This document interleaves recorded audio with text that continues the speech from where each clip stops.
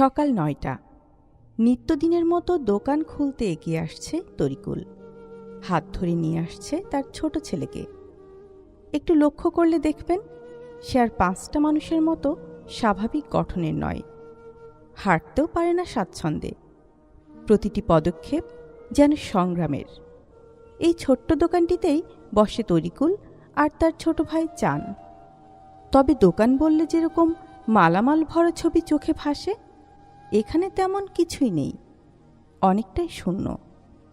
পাশের দোকান থেকে ধার করা কয়েকটা লুঙ্গি আর গেঞ্জি, আর আছে টুকিটাকি কিছু জিনিসপত্র ও একটি ওজন মাপার মেশিন। দোকানের সামনে রাখে এই ওজন মাপার মেশিনটি, আর তরিকুলের চোখ করুণ দৃষ্টিতে তাকিয়ে থাকে পথের দিকে। কখন কোন ক্রেতা আসে সেই অপেক্ষায়। কখনো কখনো কেউ এসে গামছা লুঙ্গি নাড়াচাড়া করে, দাম দর করে, তারপর রেখে চলে যায়। ক্রেতারা চলে যায়, কিন্তু অজানায় থেকে যায় তরিকুলদের জীবনের গল্প। তবু মুখে সব সময় হাসি, সবাইকে আন্তরিকভাবে ডাকে। অভুক্ত থাকলেও সেটা কখনো প্রকাশ পায় না তার মুখে। নিজস্ব কোনো পুঁজি নেই, আজও মালামাল কিনে দোকান ভরানোর সামর্থ্য হয়নি তাদের। অনেক দিনই এমন যায়। দৈনন্দিন ডাল ভাত জোটাতেও হিমশিম খেতে হয়। অভাবের সঙ্গে লড়াই করেই কোনো রকমে কেটে যাচ্ছে দিন। এ বাড়িতেই বসবাস তাদের। তরিকুলের স্ত্রী, ছোট ছোট দুটি সন্তান এবং ছোট ভাই চান। ছোট ভাই চানও শারীরিক প্রতিবন্ধী। সে তো একেবারেই হাঁটতে পারে না। কোনো রকমে রিকশায় চেপে প্রতিদিন দোকানে আসে। দুই ভাই পালা করে বসে দোকানটিতে। ওরা খুব অসহায় মানুষ, বুঝলেন, ওরা খুব অসহায় মানুষ। পার্শ্ববর্তী দোকানের থেকে কিছু কিছু করে কাপড় নিয়ে বেচা কেনা করে, তাও ঠিক মতো বেচা কেনা হয় না, সংসারও ঠিক মতো চলে না। ব্যবসা করতে হলে অনেক টাকা লাগে। এই সামান্য সামান্য এর ওর কাছে চাই নিয়ে ব্যবসা হয় না কোনোদিন। আর একটা লোক আর একটা লোকের কয়দিন দেখা যায়। ছেলে দুটো খুব অসহায়, তো আমাদের দোকান থেকে কম বেশি মাল বাকিটাকে নিয়ে ব্যবসা বাণিজ্য করে।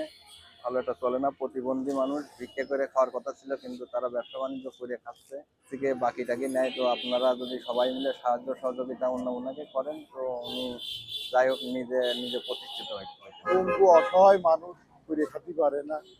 এখন যদি কিছু দান দিয়ে যদি লোক যদি করে দেয়, তাহলে করে কোনো রকম করে দিন যাপন চলছে। তাছাড়া ওরে তো কর্ম করার কোনো ক্ষমতা নেই। ধরেন আমার পাশে দোকানদারি করে, খুব কষ্ট করে, খায় না খায় দিন যায়। আমাদের পুঁজি নেই। আমাদের যদি একটু পুঁজি হতো তাহলে আমরা পরিবার পরিজনকে নিয়ে খুব সুন্দরভাবে চলতে পারতাম। আমরা পাশ থেকে মাল নিয়ে ব্যবসা করছি। যদি আমাদের একটু সাহায্য করতো তাহলে আমরা ভালোভাবে চলতে পারতাম। ইফতারির পর যখন ঈদের কেনাকাটায় ব্যস্ত ঝিনাইদহ শহরের মানুষ, আলো ঝলমলে বাজার, মানুষের ভিড়, চারদিকে উৎসবের আমেজ। কিন্তু এই দোকানে নেই কোনো ব্যস্ততা। হয়তো এই সময় কারো খুব একটা লুঙ্গি বা গামছা কেনার প্রয়োজন নেই। তবু সে তাকিয়ে আছে পথের দিকে। এই পথ দিয়ে প্রতিদিন হাজার হাজার মানুষের যাতায়াত।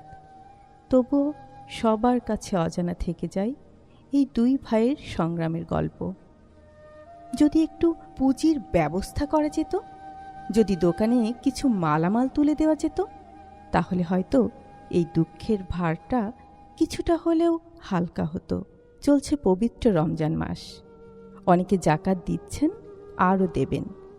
এই শহরে কি এমন কোনো সহৃদয় মানুষ আছেন যিনি এগিয়ে এসে এই প্রতিবন্ধী দুই ভাইয়ের পাশে দাঁড়াতে পারেন?